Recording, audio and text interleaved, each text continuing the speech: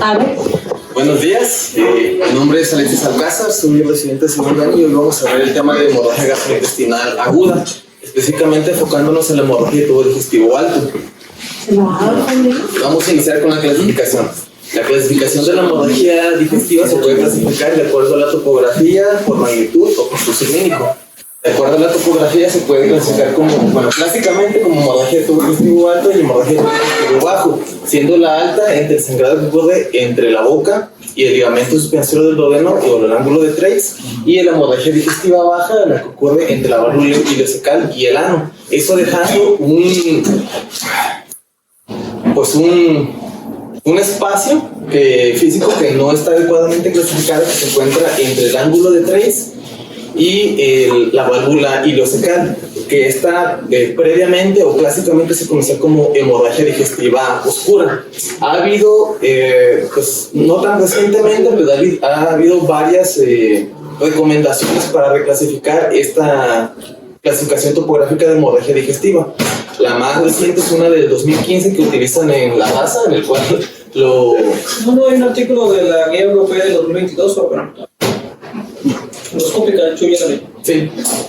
Dice que se hacen las recomendaciones en la cual comentan que se debe dividir en hemorragia digestiva alta, hemorragia de intestino delgado, hemorragia gastrointestinal oscuro y hemorragia de tubo digestivo bajo. Sí, introduciendo la clasificación la hemorragia de intestino delgado. La hemorragia de intestino delgado sugieren que la clasificación sea a partir de la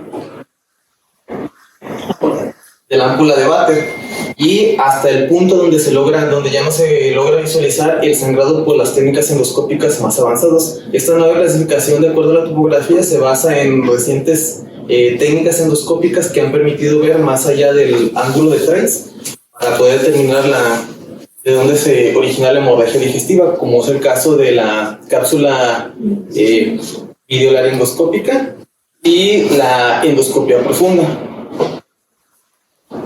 En cuanto a la clasificación por magnitud, esta se puede clasificar como leve, moderada y severo dependiendo de la pérdida de volumen circulante, siendo leve menor a 10, moderada de 10 a 20 y severa mayor a 20% del volumen circulante. Y por curso clínico se puede clasificar como hemorragia digestiva aguda y crónica. De aquí que en nuestra clase nos vamos a enfocar a esta, la hemorragia digestiva aguda.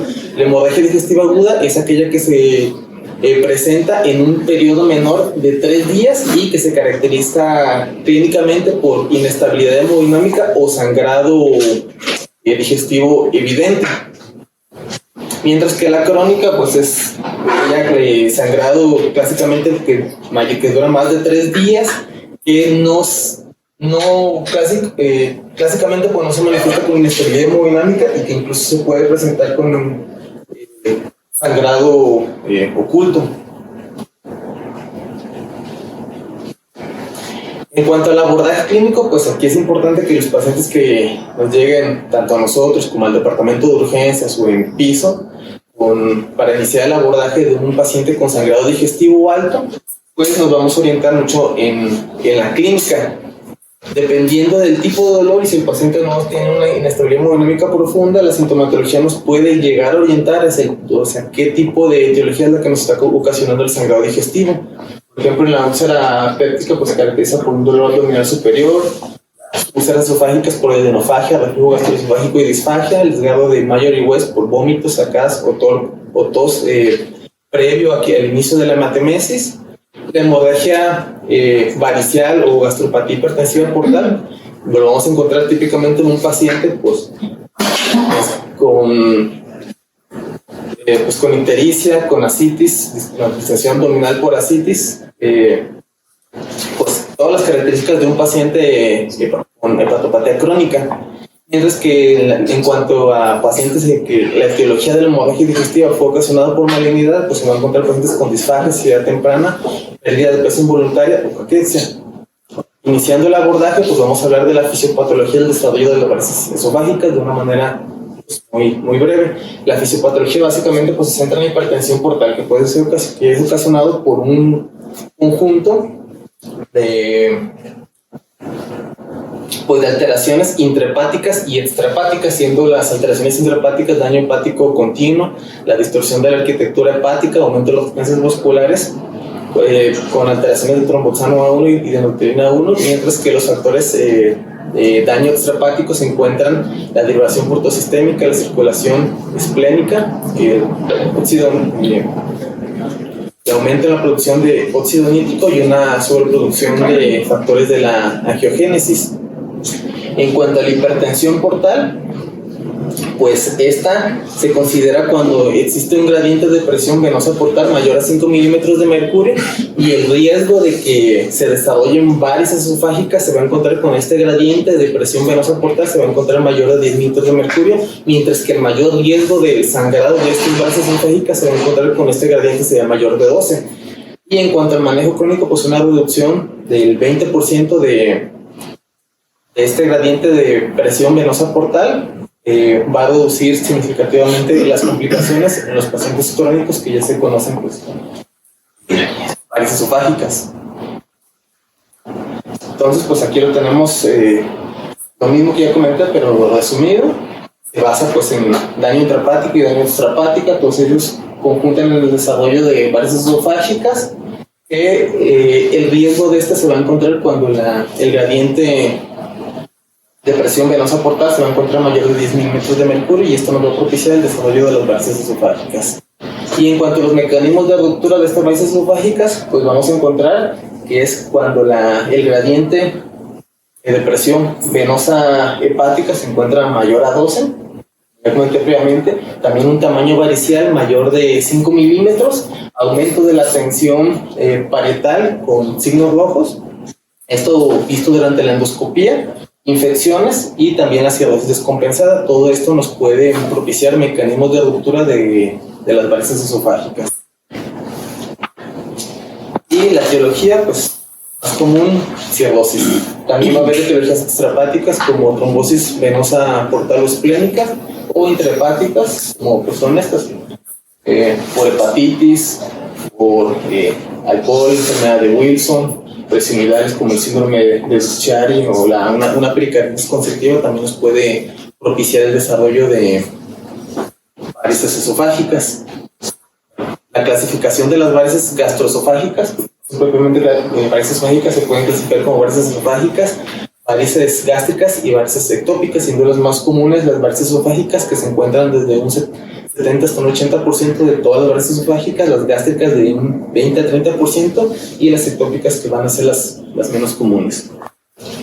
Las varices esofágicas se pueden clasificar pues, de acuerdo a diversas clasificaciones que pueden ser, por ejemplo, la de Bakken modificada, la de Babeno 6 y la de Bepu. La más simple pues, es la de Babeno, que la va a clasificar dependiendo de su tamaño.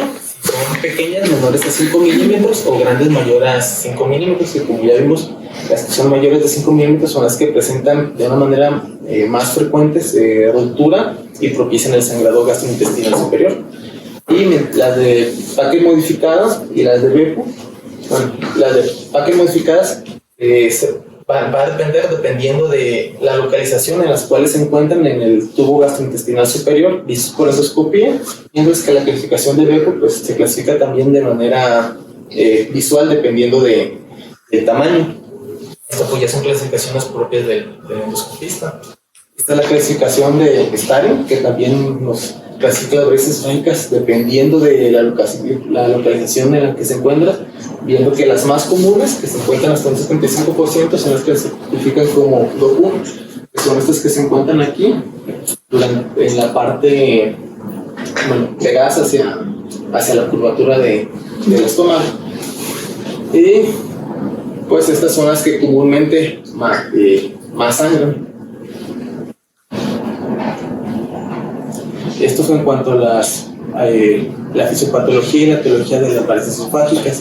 En cuanto a la hemorragia digestiva alta no varicial, pues vamos a encontrar que esta es hasta 5 veces más frecuente que la hemorragia digestiva de etiología varicial. En cuanto a la epidemiología, esto ha ido disminuyendo continuamente, progresivamente, a través del tiempo, con una tendencia hacia la disminución en los últimos 20 años. En cuanto a la epidemiología del año 2002 al año 2012, se reportó una incidencia del 25%, perdón, del 21%, reportándose de 46 a 81 casos por cada 100.000 habitantes. Esta disminución en la epidemiología de la hemorragia digestiva de etiología no varicial se ha visto esta modificación a través del tiempo, principalmente por los tratamientos de erradicación del Helicobacter pylori. En cuanto a las etiologías más frecuentes, pues la más frecuente es la úlcera péptica, encontrándose desde un 26 hasta un 59%, seguido del desgarro de Mallory Weiss, gastritis o rinitis erosiva, esofagitis, malignidad, angiodisplasia u otros. En cuanto a la mortalidad, pues igual que la presentación, esta ha tenido una tendencia hacia la disminución en los últimos años, aunque su tasa pues es variable dependiendo de los estudios y de la región en la cual se estudie. La mayoría de las muertes asociadas a la hemorragia digestiva pues se encuentra asociada a las comorbilidades más que a la misma hemorragia digestiva, y los factores de riesgo que nos aumentan la mortalidad en pacientes con hemorragia digestiva alta pues es la edad, las comorbilidades como son patologías cardíacas, respiratorias, renales, sepsis, inestabilidad hemodinámica o desangrado. Estas son las cosas que nos aumentan la mortalidad en pacientes con sangrado digestivo. En cuanto al riesgo de presentar sangrado digestivo alto secundario a fármacos, pues esta es lo que ya todos conocemos. Hay fármacos que nos aumentan el riesgo de presentar sangrado digestivo, sobre todo en pacientes adultos mayores, pero es más la combinación de fármacos la que nos pega, la que se ha visto que aumenta de una manera más significativa la presentación de sangrado digestivo asociado a fármacos. Obviamente en esta presentación de sangrado digestivo pues no es de etiología varicial, es de etiología no varicial, vemos la más frecuente por úlceras pépticas. Hay combinaciones que nos aumentan significativamente el riesgo de sangrado de la hemorragia digestiva. La principal es la combinación de AINES con corticosteroides y de AINES con antagonistas de la aldosterona. Estas son las que nos van a aumentar de una manera más significativamente el riesgo de presentar hemorragia digestiva asociado a los fármacos. En cuanto a las escalas pronósticas que debemos evaluar en pacientes a los cuales nosotros hacemos el manejo y el abordaje inicial una vez que nos lleguen con sangrado digestivo alto, pues las principales escalas son las escalas de Glasgow-Blackford, las escalas de Rockall Prendoscópica, AM65, PNDE y la Rockall Posendoscópica. Cada uno evalúa diferentes puntos, y dependiendo del puntaje es la clasificación en la cual pues vamos a poner a nuestro paciente con sangrado digestivo. De esta pues la más utilizada es la escala de Glasgow-Blackford. Vamos a ver que ha habido diversos estudios que nos han comparado la eficacia en cuanto a la sensibilidad y la especificidad para evaluar a los pacientes con alto riesgo, el riesgo de mortalidad y el riesgo de sangrado, dependiendo de cada una de estas escalas.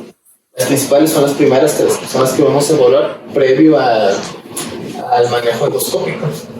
Esta se enfoca en la mortalidad, pero estas son las más utilizadas, y de estas la que se ha demostrado que tiene mayor evidencia para evaluar el riesgo de resangrado y de mortalidad de los pacientes que evaluamos por sangrado digestivo, pero la primera de las cuales es Glasgow-Blackford, esta que nos puede dar una puntuación desde 0 hasta 23 puntos, siendo un puntaje de menor a 1, es 1 o menor a 1 de bajo riesgo, y un puntaje mayor a 7 de alto riesgo.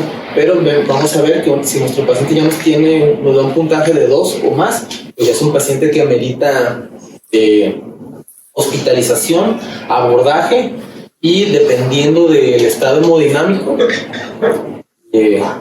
manejo más urgente.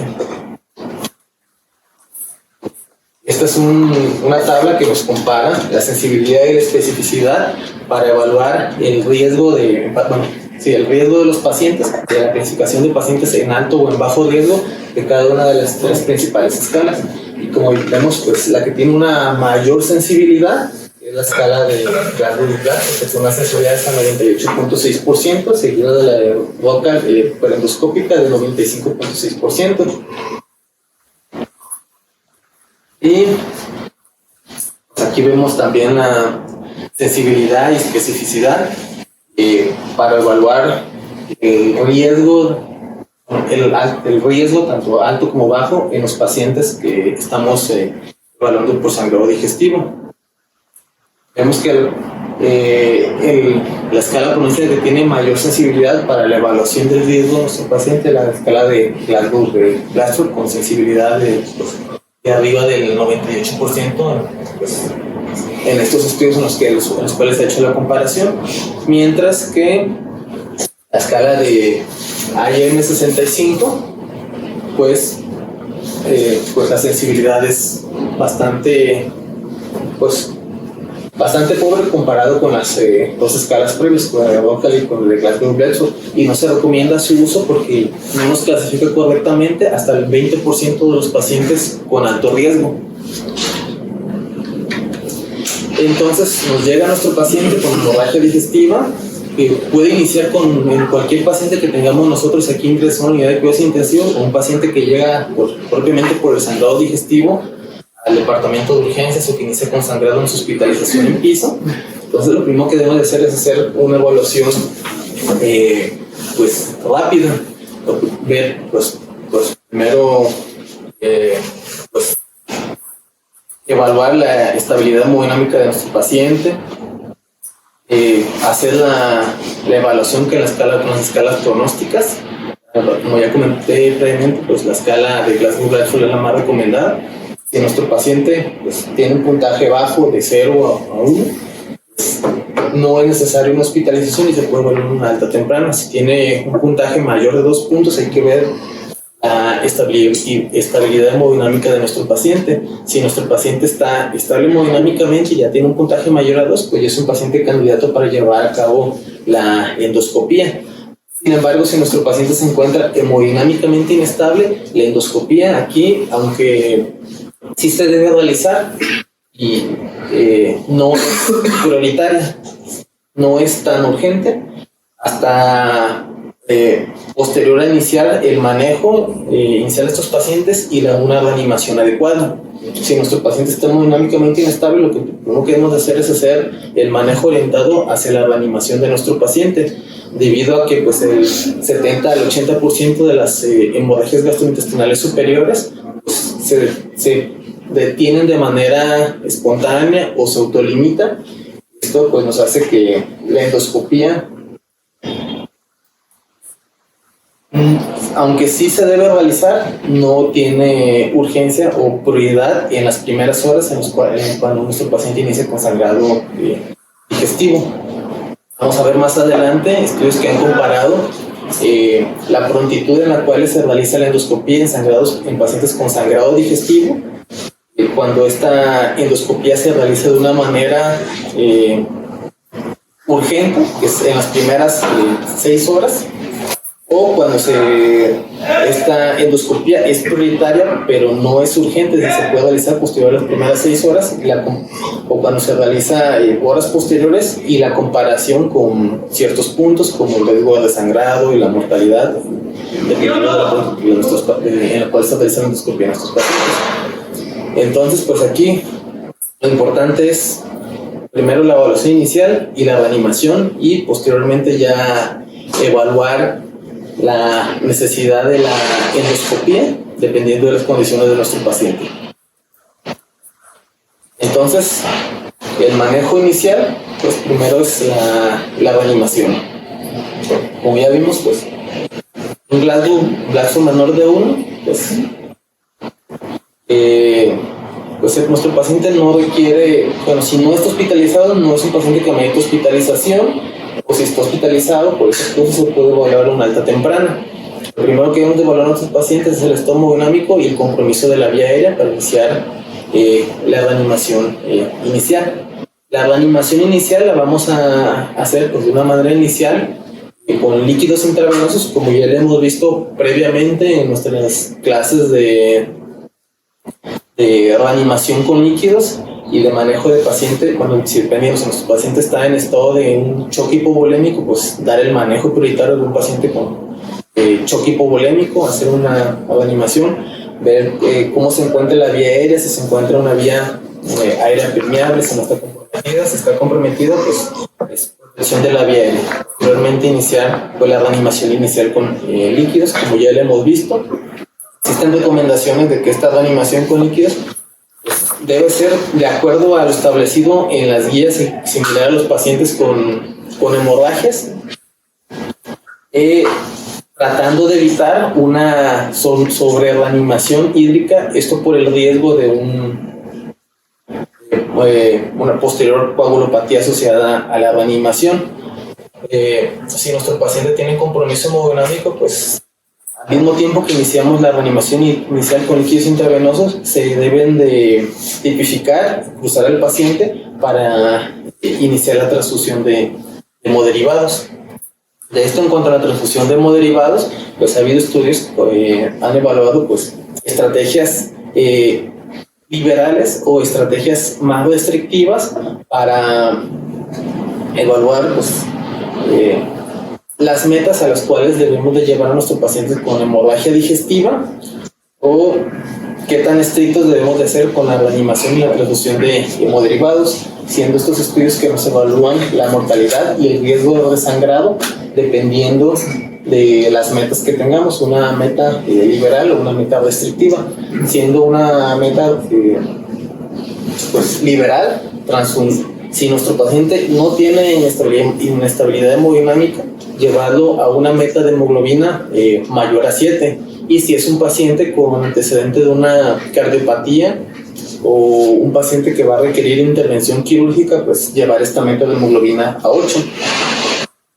Entonces, pues vemos que en cuanto a la comparación, la mayoría de los estudios pues no encontraron datos precisos que nos orienten hacia una reanimación guiada en metas más estrictas mejore la mortalidad o el riesgo de desangrado en pacientes con hemorragia digestiva. Entonces, en pacientes en los cuales pacientes que están hemodinámicamente estables, si se encuentra con una meta de hemoglobina desde 7 hasta 9, pues la mortalidad intrahospitalaria es más baja, pero la mortalidad a 30 días no se encontró diferencia entre llevar a los pacientes a metas más estrictas a unas metas pues más liberales. Entonces, la recomendación actual pues es: si nuestro paciente se encuentra hemodinámicamente estable, con llevado una meta de hemoglobina mayor de 7. Y, como comenté previamente, si nuestro paciente tiene antecedente de una cardiopatía o requerimiento de un procedimiento quirúrgico, esta meta se puede extender hasta una meta de hemoglobina mayor de 8. Obviamente, esto dependiendo de la estabilidad hemodinámica. Si nuestro paciente tiene inestabilidad hemodinámica, aquí la prioridad pues, es la reanimación. Aquí se debe de realizar si lo requiere nuestro paciente por la misma inestabilidad, una transfusión de hemoderivados, aquí sin basarnos en la hemoglobina. Si nuestro paciente está en estado de choque, un estado de choque hipovolémico, no nos vamos a esperar a que nos den el resultado de una hemoglobina para decidir si nos vamos a transfundir a nuestro paciente, ¿no? Ya que aquí el manejo pues, de la estabilidad hemodinámica es la prioridad. En cuanto al uso de otros hemoderivados, pues esto ya depende del escenario clínico. Pacientes que consumían previamente antitrombóticos, pues se debe valorar el uso de plasma fresco congelado o de concentrados de complejos de protrombina. También la transfusión plaquetaria se debe de valorar en estos pacientes en los que consumían fármacos antitrombóticos, buscando llevar una meta de plaquetas de mayor a de 50,000 en pacientes en los cuales se encuentra con sangrado digestivo. La transfusión plaquetaria, para llevar hasta metas de arriba de 50,000, pues, si nuestro paciente tiene plaquetas por abajo de 50,000, pues se ha demostrado que hay un aumento de la mortalidad con un odds ratio que va desde 5.6 a 1.5. En cuanto al uso de ácido tranexámico, en los estudios que evalué, pues no se encontró efectividad y hasta el momento no se encuentra una recomendación para usar el uso de ácido tranexámico en este contexto de paciente con hemorragia digestiva alta. Sin embargo, pues como ya hemos visto en otras clases, pues si tenemos a la mano la disponibilidad de otros estudios un poquito más específicos, como es la tromboelastometría, por alteraciones en esta misma pues nos da para que nuestro paciente se beneficie por el ácido tranexámico, pues se debe utilizar, pero de manera inicial, pues en este contexto de estos pacientes no se ha demostrado efectividad de utilizar el ácido tranexámico en nuestro paciente inicie con sangrado digestivo alto. En pacientes que consumían anticoagulantes orales directos, pues no hay suficiente evidencia para ver si nuestro paciente requiere de la transfusión de plasmaferios congelados o de complejos de protrombina. La ventaja que tienen estos anticoagulantes orales directos, pues es su vida media más corta, de 5 a hasta 17 horas.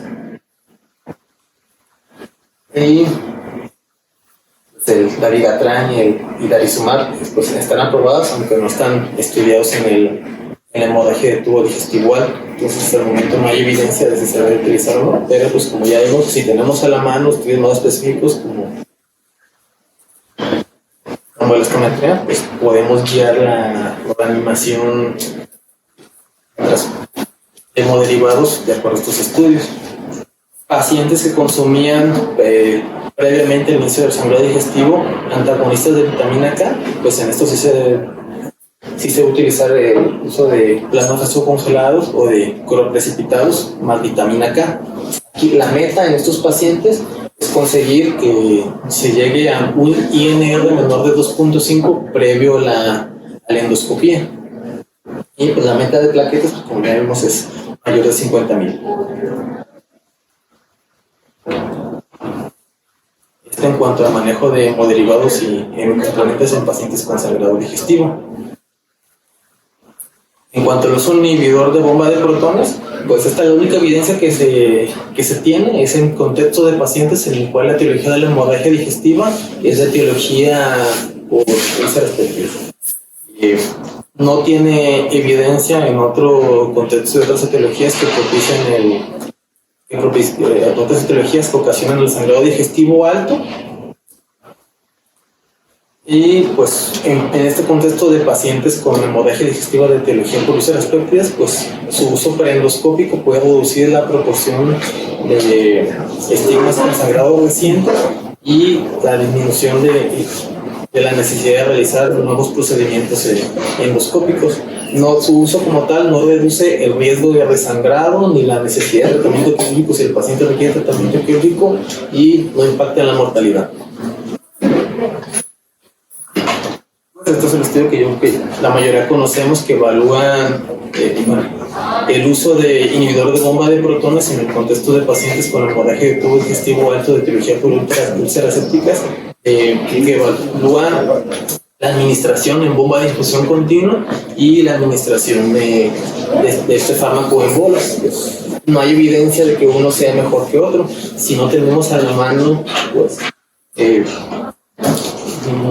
bombas para administrar el fármaco, se puede administrar en bolos, un bolo inicial de 80 seguido de 40 cada 12 horas y no hay evidencia demostrada que haya un cambio en la mortalidad en comparación con los pacientes en los cuales se administra el inhibidor de bomba de protones en una bomba de infusión continua. El uso de procinéticos, los que se han estudiado son la eritromicina intravenosa y la metoclopramida.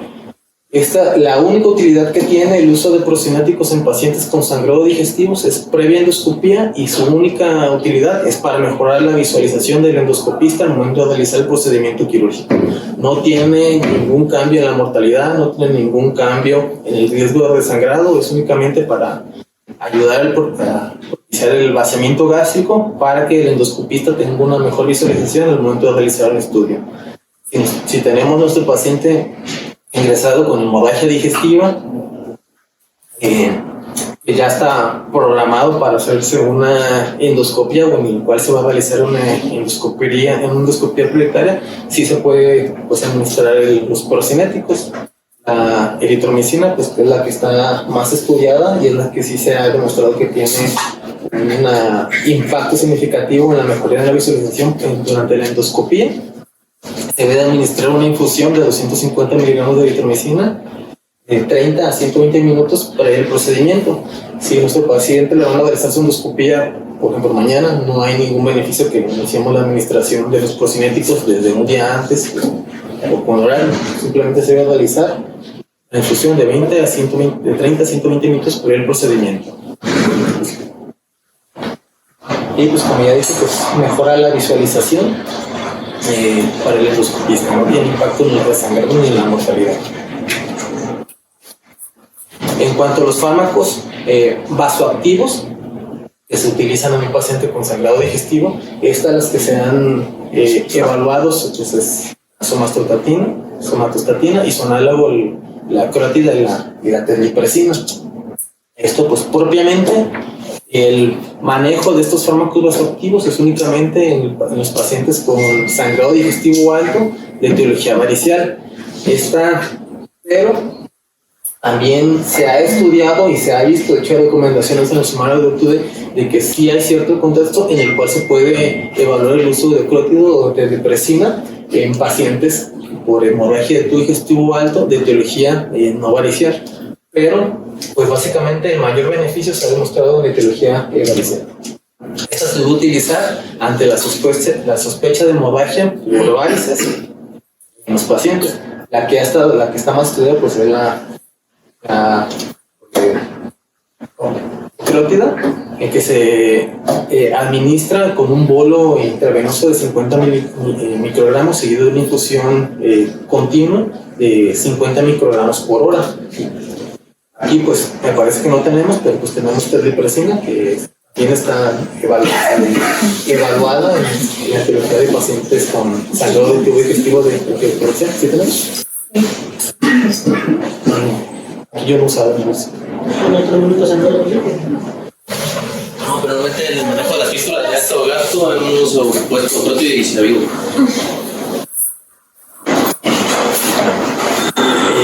No se utiliza el uso sistemático de crótido en pacientes con hemorragia digestiva alta de etiología no varicial, pero como ya comenté, pues sí, en cierto contexto sí está permitido su uso, pues está hasta cierto punto recomendado por recomendación de expertos, que son entornos en los cuales la endoscopía no está disponible.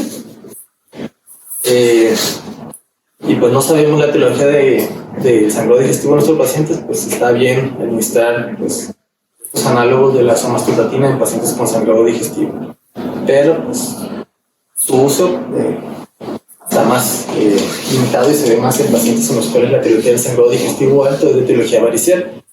En cuanto al uso de antibióticos, pues tenemos que las infecciones bacterianas se presentan hasta en 20% de los pacientes con cirrosis hospitalizados por una hemorragia digestiva alta, y de estos pacientes con cirrosis hasta un 50% adicional va a desarrollar una infección bacteriana durante su estancia intrahospitalaria, por lo cual pues, está recomendado el uso de antibióticos para reducir el riesgo de mortalidad en pacientes en contexto de cirrosis hepática ingresados por sangrado gastrointestinal alto.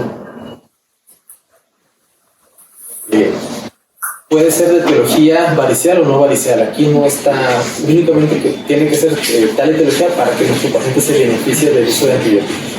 Puede ser de etiología no varicial siempre y cuando sea el contexto de un paciente con cirrosis hepática. Los antibióticos que están estudiados para prevenir o reducir la mortalidad por infecciones bacterianas en pacientes en este contexto son las quinolonas y la cefalosporina de tercera generación. Esta la quinolona, pues la recomendada es la infiltración, 400 miligramos cada 12 horas. Ahora, bueno, la sonda de Stenstaken Lackemore, no sé si así se pronuncia. Alemán, tú que sabes. ¿Así se conoce? Blijo. No, eso es holandés o alemán.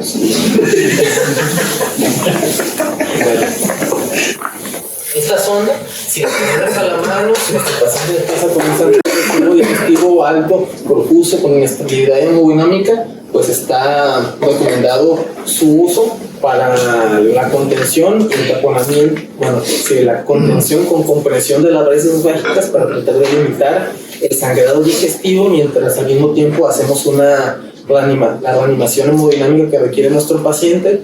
Y pues una vez que la estabilidad hemodinámica pues se lleva a cabo, pues ya valora el uso de la endoscopía. Esto es una sonda de 3 lúmenes que contiene 2 balones, un balón esofágico y un balón gástrico, y pues la terminación de uno de los lúmenes va hacia el estómago. Tiene 3 lúmenes. El lumen gástrico de aspiración pues va hacia esta sonda que va hacia el estómago, que pues como su nombre nos dice es para vaciado gástrico, es para aspiración. Mientras que pues, el balón gástrico pues junto con el esofágico es para la compresión de las varices esofágicas para tratar de limitar el sangrado, y el balón gástrico pues es también para hacer una compresión desde el estómago hacia arriba con el mismo fin. Pues se administra por vía esofágica a nuestros pacientes y se deben de inflar los dos balones. El primero de ellos, el balón esofágico, se debe de inflar con manometría hasta alcanzar una presión que va desde los 25 hasta los 40 milímetros de mercurio, mientras que el balón gástrico se debe inflar a 500 mililitros de aire. Nada más. Para evaluar la presión a la cual estamos inflando el balón esofágico, pues tiene un manómetro que nos va a indicar hasta qué presión. La colocación de esta sonda pues es manejo temporal. Es únicamente para tratar de limitar el sangrado en lo que hacemos la reanimación de nuestro paciente y en lo que hacemos pues la evaluación para realizar la endoscopía en los pacientes con hemorragia digestiva. No sé si alguno de ustedes ha utilizado estas sondas. No he utilizado, pero he visto que los están utilizando la clínica interna, en el civil nuevo. 2 que 3 veces.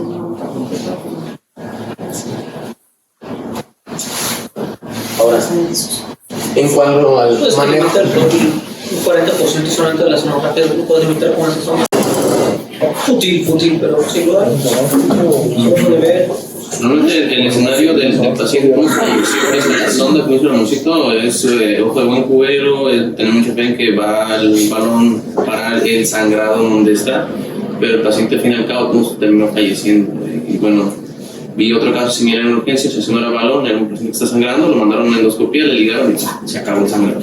Digo, bueno, ¿cuál fue el resultado de los pacientes? Uno que tuvo un piso de medicina interna con el balón, que de todos modos falleció. Tuvieron ahí con el balón, al que llegó a urgencia sangrando, lo pasó una endoscopia ligada y... ¿Pero cuál era el estado hemodinámico del que pasaron el endoscopio? sí, Los dos estaban tornados pues hemodinámicamente. porque, como vamos a ver ahorita, no hay tanto beneficio en realizar una endoscopía muy temprana o urgente pues en los pacientes con hemorragia digestiva. Aquí lo primero es la reanimación. A lo mejor ese paciente pues sí tenía inestabilidad hemodinámica, pero se logró llevar a la estabilidad previa que pasara a la endoscopia y a lo mejor el de piso. Digo, porque yo estuve ahí en los dos escenarios y la que cambió la diferencia fue que fue insistente, la interna fue insistente con el endoscopista ahí y había material para hacerle la ligadura. Uno vivió, el otro falleció. Pero prácticamente fue porque la oportunidad, la azar, se enfadó, yo creo. Pero que es una medida de rescate y no es al tanteo. De hecho, si lees la técnica perfecta de colocación, Primero sí, incluso el globo gástrico y tienes consulta regular, no se corrobora su posición, ya insultas más volumen y insultas el balón esofágico. y eso sí sigue sangrando. Y tú vas a tener las medidas. Ciertamente, pues eso no le va a limitar el sangrado, pero te va a ayudar a estabilizar al paciente. Vas a ganar tiempo necesario para tiempo, para pasar la cirugía. Asumiendo que el sangrado está en el esófago donde alcanza el balón. En el servicio social 80% está en esófago. tuve uno, pues no tienes banco de sangre. Pero en el servicio social no hay banco de sangre, nada de eso. Sangrado tubo digestivo, se sincopió. Estaba inestable hemodinámicamente y después despertó. Aguantó, o sea, fíjate cómo son las cosas, ¿no? Pero no tuvo él para pagar 20 y tantos mil que le cobran una endoscopía en esos recursos de bienestar a los pacientes que no tienen y que tienen que ir por fuera. Los pagó prácticamente hospitalizado. Yo creo que el Paulito ahí le alcanzó a medio tapar algo y sobrevivió en comparación del balón esofágico que tuvieron ahí que se terminó sangrando. Digo, es muy azaroso el desenlace de cada uno. Creo que es muy particular quien, en este caso, sin ningún tipo de balón ni nada, se desangró. Para haber sangrado, estuvo muy inestable hemodinámicamente. Con puras soluciones regresó la estabilidad, despertó y todo eso. Sin endosco, sin nada de control.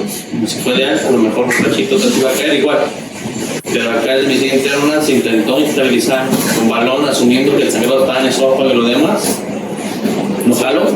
El que llegó en el escenario de urgencias llegó sangrando, lo pasaron en endosco, vio que una varice, la obligaron en ese momento para el sangrado. Ahora, siguiendo con eso del manejo endoscópico, ¿de con qué prontitud se requiere la realización de endoscopía en pacientes con hemorragia de tubo digestivo alto? Pues esto se ha estudiado, se ha hecho una evaluación de cuando el manejo endoscópico es urgente o muy temprano, que es cuando se realiza en las primeras 6 horas posterior al inicio del sangrado digestivo, y en pacientes con manejo endoscópico temprano. Temprano es realizarlo igual priorizado, pero posterior a las 6 horas de que el paciente inició con la hemorragia digestiva. Ha habido diversos estudios. Uno es un estudio que se realizó en la población danesa en el año 2017, que evaluó pues, la supervivencia en el retraso de la endoscopía dependiendo de la estabilidad hemodinámica en los pacientes. En este estudio pues, se encontró que había una mayor supervivencia en los pacientes en los cuales con la inestabilidad hemodinámica se realizó la endoscopía de manera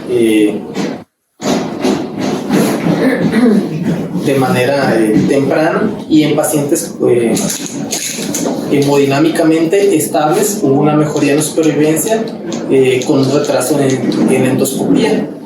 Pacientes con bajo riesgo y hemodinámicamente estables no se encontró diferencia en los resultados de la realización de una endoscopía de una manera urgente o muy temprana o de una manera temprana.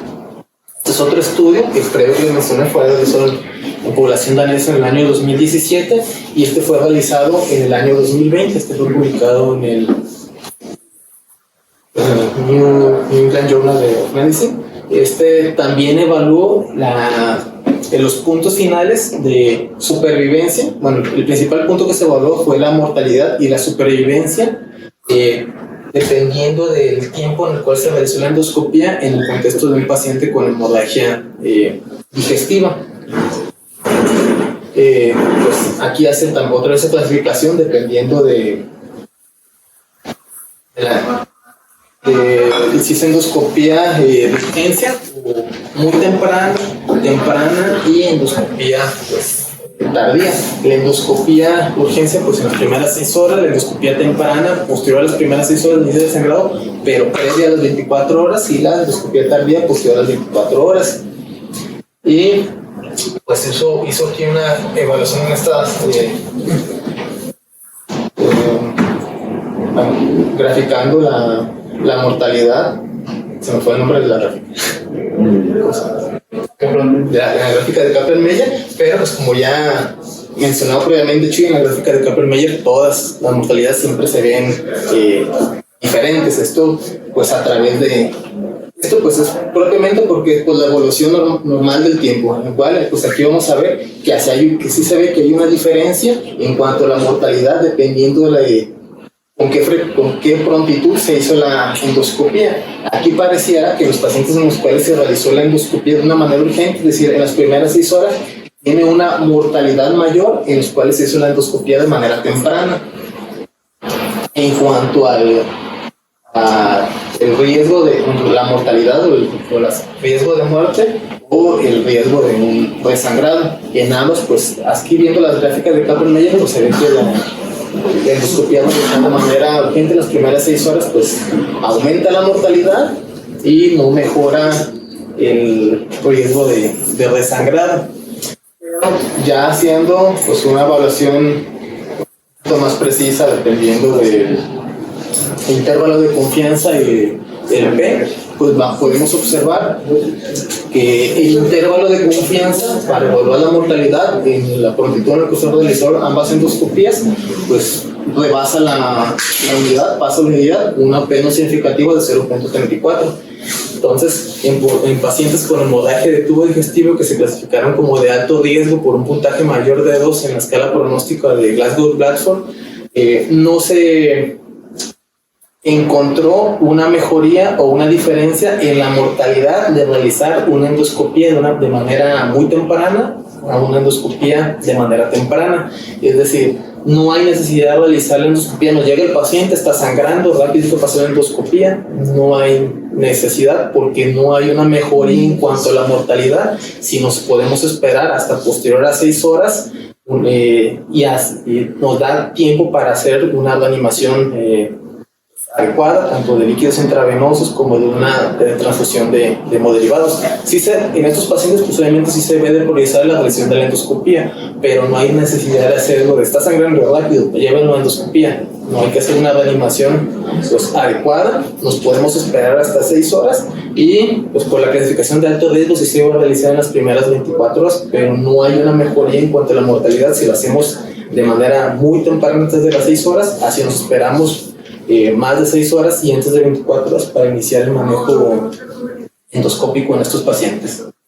Igual, quien sabe estadística de aquí, ¿saben acerca de qué tan válido es cuando las líneas del Kaplan-Meier se cruzan?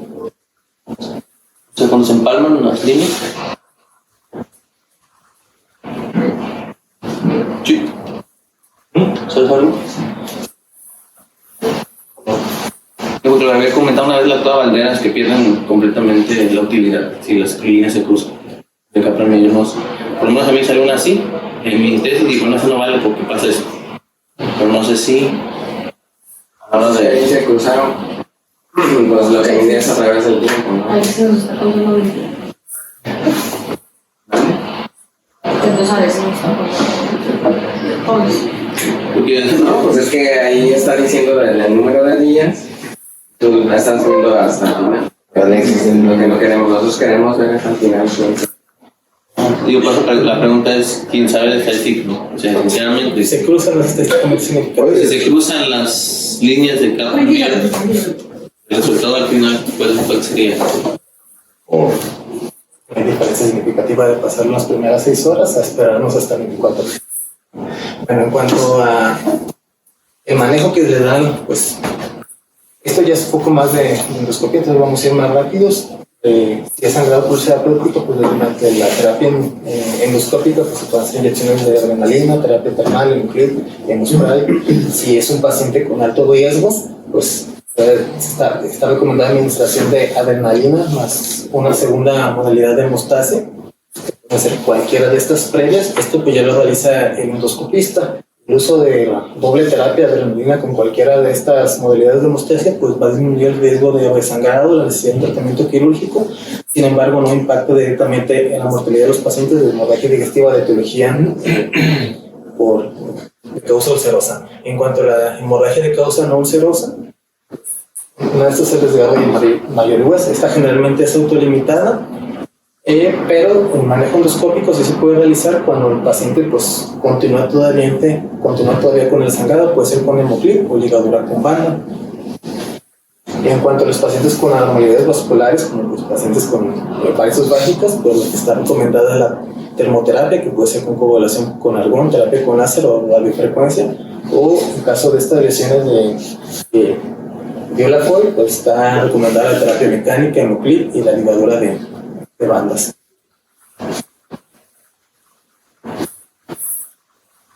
Esto pues es la clasificación de riesgo que se realiza ya endoscópicamente para ver pues nuestro riesgo, pues el riesgo que tiene nuestro paciente dependiendo de la clasificación de Forbes, que si se realiza es una clasificación endoscópica que ya nos va a dar el endoscopista. Entonces, pues se realiza la endoscopía de urgencias si nuestro paciente lo requiere, y nos podemos esperar hasta 6 horas, antes de 24 horas, priorizarlo. Si nuestro paciente pues no se logra controlar la etiología del sangrado o no se logra identificar la causa del sangrado o con endoscopía, ¿qué es lo que sigue? Pues si hay una incapacidad para controlar la hemorragia a través de la endoscopía, lo que sigue es angiotacto, ver dónde está sangrando, y angioembolización. Si hay una incapacidad para la hemostasia posterior a esto, pues ya nuestro paciente ya es candidato para tratamiento quirúrgico. Si nuestro paciente hay una incapacidad para identificar cuál es la causa de la hemorragia, pues lo que está recomendado es la realización de un angiotac o registros marcados con bodisopos. Ya vemos acá si nuestro paciente es candidato a una angioembolización, y si no se puede realizar, pues endoscopía. ¿Cuáles pacientes son candidatos para tratamiento quirúrgico? Los pacientes en los cuales en la evaluación se identifica perforación, malignidad o enfermedad ulcerosa refractaria a tratamiento. Ahora, posterior a que ya se controló la hemorragia, ya se hizo la endoscopía, si la etiología, si se identificó que la etiología del sangrado digestivo fue por etiología ulcerosa, ¿qué es lo que continúa? Pues continuar la evaluación del paciente. En caso de que posterior a la evaluación se identifique infección por Helicobacter pylori, terapia de erradicación. En caso de que nuestro paciente pues, sea consumidor de AINES, pues continuarlos. Y si la etiología que ocasionó el sangrado digestivo, pero de causa ulcerosa, es idiopática, no se identificó exactamente cuál es la causa, si es la infección por Helicobacter pylori o el uso de fármacos, pues en este contexto sí está recomendado el uso inhibidor de bomba de protones a largo plazo, pero solamente si la etiología es ulcerosa. Si no es etiología ulcerosa, pues no está recomendado. Y pues pacientes que ya se controló la hemorragia, que la hemorragia pues fue secundaria a fármacos, y estos fármacos pues son fármacos que nuestro paciente pues consume de manera crónica. En este caso de fármacos antiplaquetarios. ¿Qué es lo que sigue? Pues aquí hay una gráfica que nos comenta qué es lo que continúa con el manejo crónico de estos pacientes posterior a que nuestro paciente pues, estuvo hospitalizado o está con estos problemas de hemorragia digestiva, ya se controló, ya se reanimó, ya se realizó la endoscopía.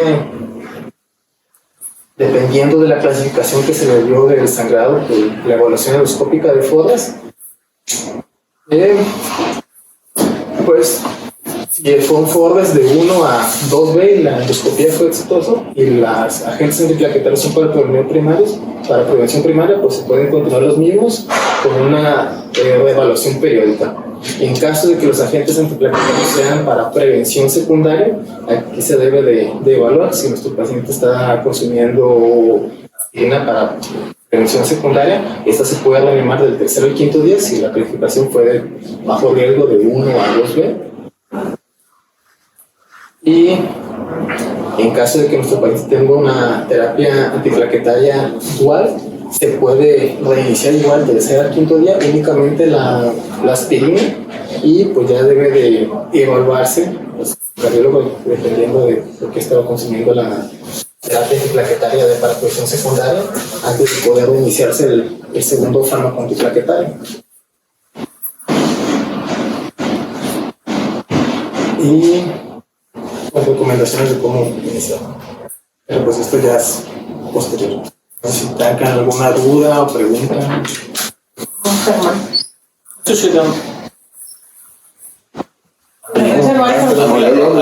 Bueno. A mencionar el que ha habido un aumento en el uso de la angiografía como forma de localizar, bueno, en lugares donde tienen disponible el recurso, como un lugar para localizar el sitio de sangrado, y igualmente hacen la intervención, hacen una embolización del sitio culpable, y pues sí entiendo que había de causa eso, ¿no? De que no cierran la llave y que no sigue resucitando, pero Alexis. Yo creo que ambas posturas igual, yo creo, porque significativo no impactó tanto que se autocontó, pues le fue bien, ¿no? Reportó mucha suerte, pero en los escenarios, todos los diferentes escenarios, sí tuvo que haber visto una intervención quirúrgica mínima, ya sea tanto el que le hicieron la colo así, a como que hicieron la raquia del duodeno que se metieron, que salvó realmente al final la vida del paciente, o el otro, el de los dos, pues que ligó, al final al cabo fueron los que pararon la llave. El escenario fue pues, que en ese momento pues sobrevivió, realmente no sabemos si el cirrótico se complicó, si le acabó otra cosa, pero lo cierto es que por lo menos ahí se frenó el sangrado. La otra situación que a mí me genera un poquito de controversia, creo que fue una pregunta que una vez me hicieron, o sea, ¿en quién sí gastroprofilaxis contra úlceras o sangrado con la UCI? Es que es un tema que es importante hablando de sangrado digestivo alto y quién no. Por los riesgos, los beneficios. A raíz de esta pregunta se viene haciendo desde 2012, no, desde 2009, 2012 y por aquí en 2018 hicieron un estudio, un ensayo internacional autorizado que se llama SUP-ICU, que es con pantoprazol 40 miligramos y con más de 3.200 y pico pacientes, los cuales vieron que no había impacto en la mortalidad a los 90 días, le dieras o no les dieras o pantoprazol.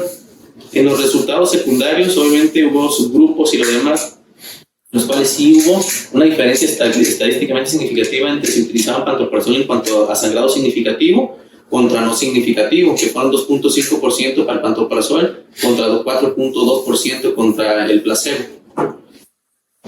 No hubieron, digamos, viendo desde el Journal Club, que cuando lo había leído, me metí a revisar el estudio original, porque Journal Club lo que criticaba era decir, no hay ningún evento adverso, eso habla de mala notificación o que hay problemas serios en cuanto realmente la detección y la seriedad del estudio, pero que no encontraron lo que se evita o se trata de evitar con la gastroprofilaxis, que es clostridioides, que es neumonía, que es infarto agudo miocardio y falta de efecto terapéutico contra los antiagregantes plaquetarios, pero que no hubo realmente ante el uso.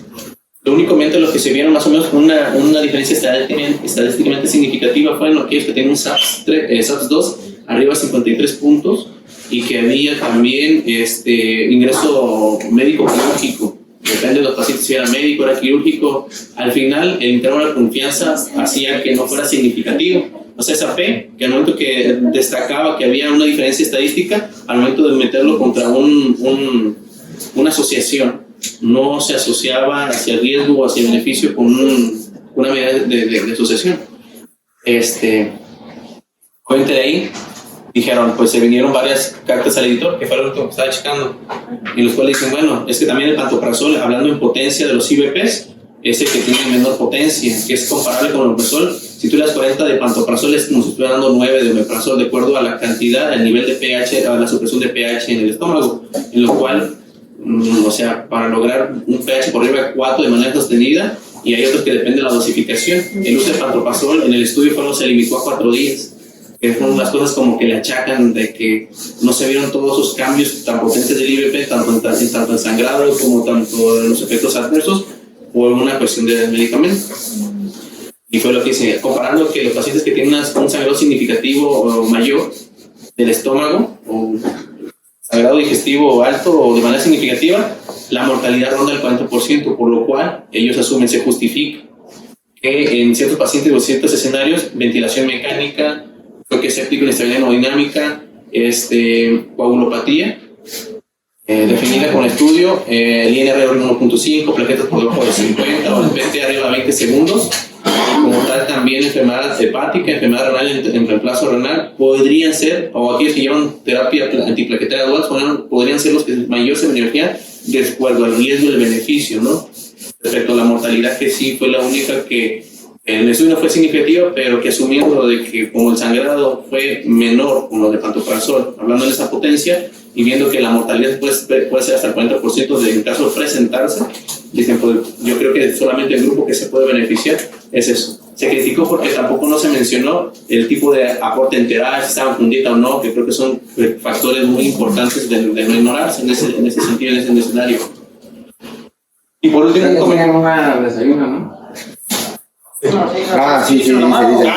Oh, ya. Me pregunto, ¿cuándo le inicio la dieta?